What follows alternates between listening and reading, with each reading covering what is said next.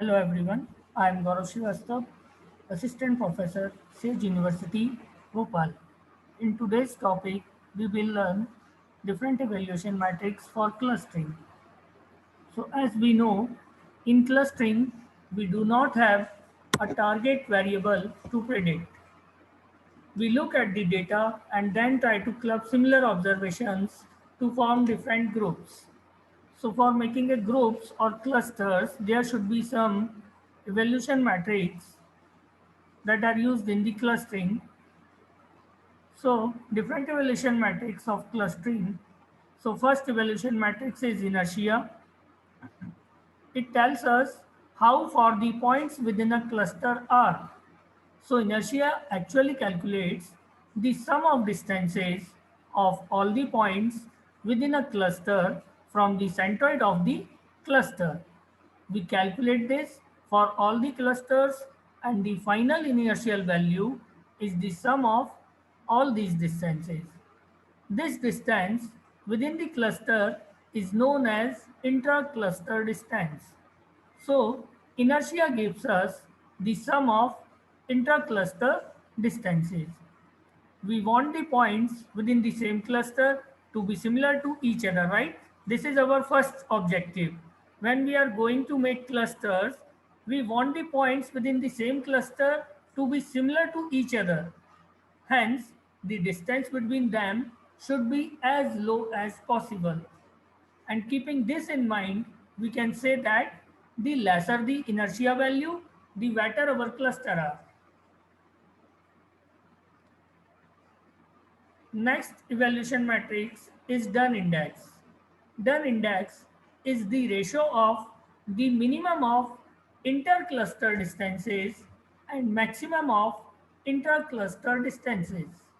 We want to maximize the Dunn index. This is our objective when we are going to perform the clustering. We want to maximize the Dunn index. The more the value of the Dunn index, the better will be the clusters. So how we will calculate the Dunn index? Dunn index is equal to minimum of intercluster distance divided by the maximum of intercluster distance.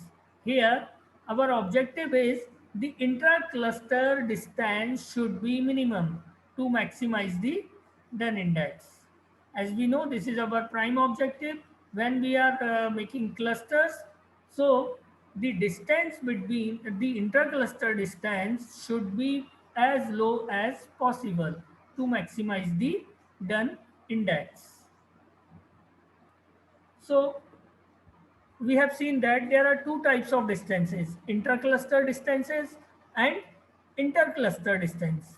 So here you can see this is called the intracluster distance. When we are calculating the distance between different data points within a cluster, it is called the intracluster distance.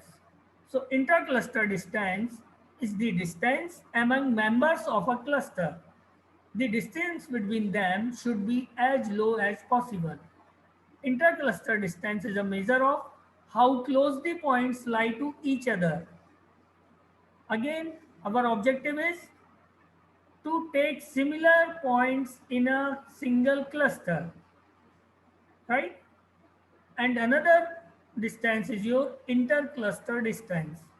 So this distance between the centroids of two different clusters is known as intercluster distance. So these are the centroids as you can see here. This is one cluster, this is another cluster. And this red point and this black point are the centroids of different clusters. The red point is the centroid for this cluster and this black point is centroid for this cluster.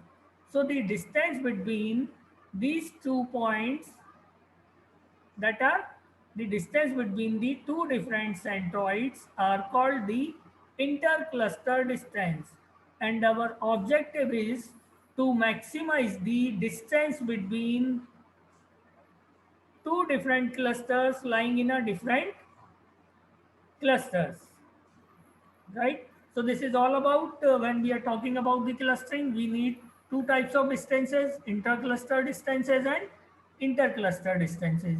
So our objective is to minimize the intra-cluster distance and to maximize the inter-cluster distance between the centroid to make a better model, right? So this is all about the different evolution matrix in the clustering.